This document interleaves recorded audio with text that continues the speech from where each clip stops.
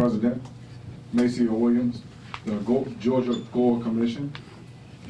My question is on human rights, civil rights. What type of strides have been made in Sierra Leone towards female genital mutilation and just in that area, period?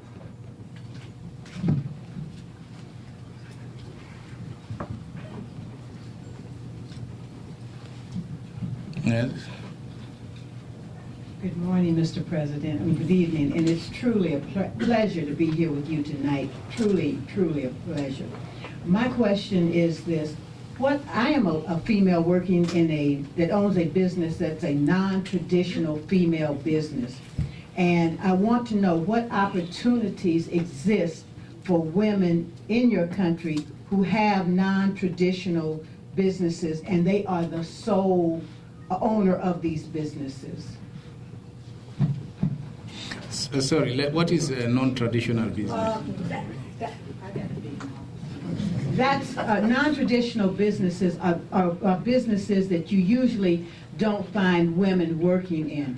In my particular case, I am one of the few women in this country that owns a private investigation agency, and I'm one of the even fewer that provides security, armed security, on a diplomatic level.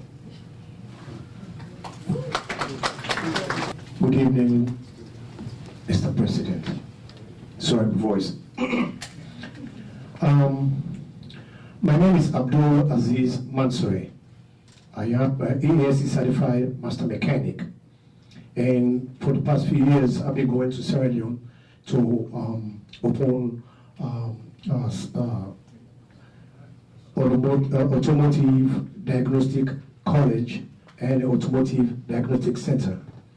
For the simple fact that we don't have that kind of industry in our country, and everything they ask for, I've done it. I've done everything, all letters and everything. I was in State House, do everything for the past 4 years, and I never see anything, no progress. I have every equipment to do everything in Sierra Leone. I have everything so far. So I really want to know what you're going to do for that kind of industry. Because 4 years ago, when you took the power, you decided and talked to all of us that you need professionals to go to the country to do something. So, and I've been here almost 30 years, and I've been in this field for 25 years. I really think that I want to go and try to see what I can be able to do to the young boys or people who need this kind of industry. So what you going to do for us? Okay. Let me start with the last comment.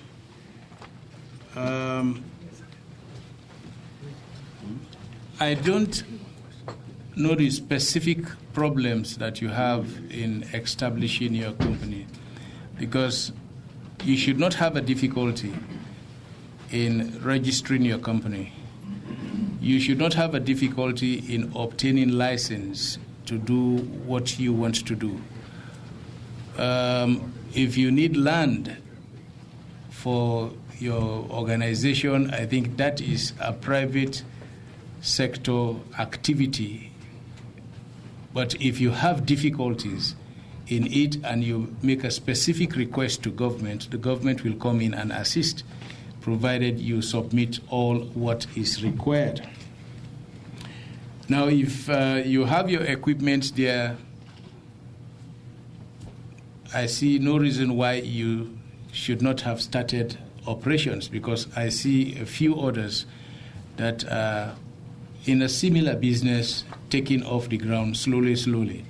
But if you have specific difficulties, I will ask you to talk to the Minister of Political Affairs here, so that we will address this issue. But I think we have created an environment such that you should not have difficulties. You don't need to know the president or be a relative of anybody to establish a company. Before now, it will take weeks or months to establish a company. Now, within 48 hours, you can establish a company. It is happening, and that has been acknowledged by all. Now, the non-traditional business. We don't have a distinction in Sierra Leone of tradition or non-traditional business. It depends on what you want to do, because women are engaged in almost all the professions. We have women in the military. We are the country with the highest serving official in the military in West Africa. We have a brigadier. We have women that are serving as assistant inspector generals of police, and they are in the police force.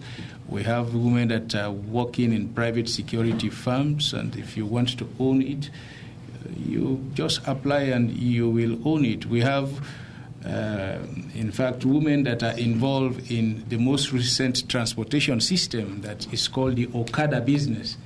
Women are running it. I mean, one or two have done the taxi business.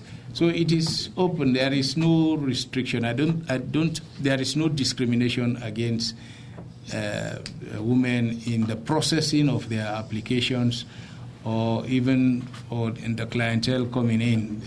I see no discrimination there.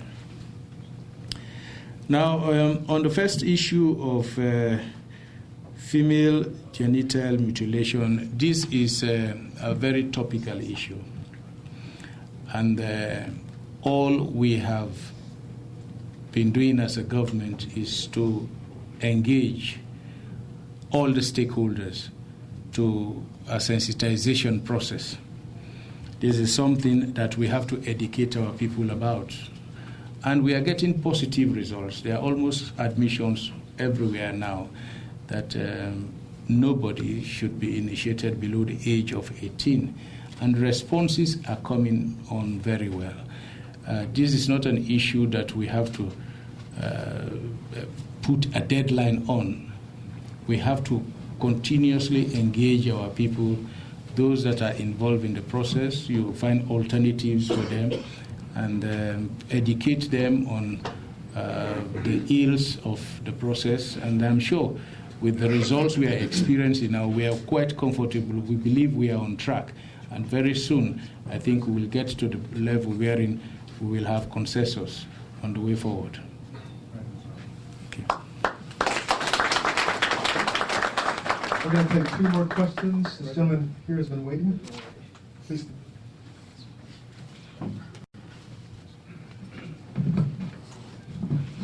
Good evening, Mr. President and First Lady. As they always say, behind, or rather side by side, a successful man is always a hardworking woman. So my heart goes up to you, Mrs. First Lady. Mr. President, my question to you, I was fortunate to be at our state banquet for our 50th independence celebration.